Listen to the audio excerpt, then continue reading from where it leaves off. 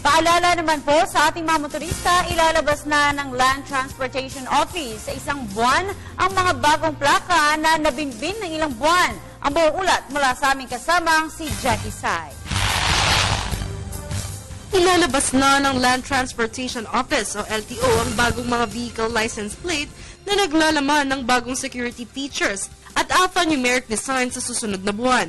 Ito ay matapos i-award ng DOTC ang Plate Standardization Project na nagkakahalagang 3 bilyong piso sa isang Dutch company at Filipino partner na may 5 taong kontrata sa pagsusupply na nagkakahalagang 1.989 billion pesos na motor vehicle o MV license plates at 1.196 billion pesos naman sa motorcycle o MC license plates.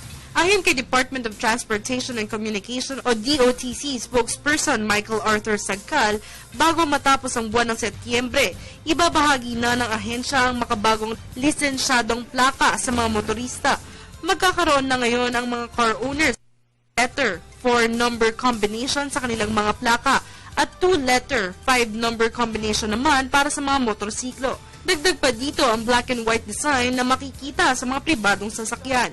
Ang multiple security feature ng bagong plaka ay kinabibilangan ng laser-etched barcodes na naglalaman ng selective data inputs na may kapasidad na ma-verify ng LTO at reflective sheeting material na dahilan sa plate visibility kung saan malinaw na makikita ang nakalagay na letters and numbers ng plaka sa iba't ibang anggulo na aabot sa layong 100 feet.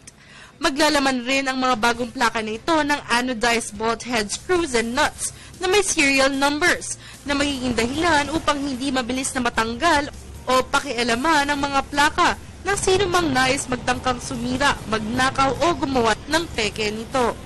Ayon kay Sagcal, ang mga bagong security features ng plaka na ito ay ligtas at maaasahang dekalidad na tutulong sa pagtanggal ng illegal practices kaugnay ang bagong plaka gaya ng smuggling at carnapping.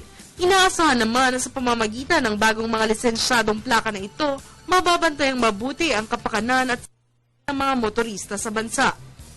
Para sa Telebisyon ng Bayan, Jackie Say.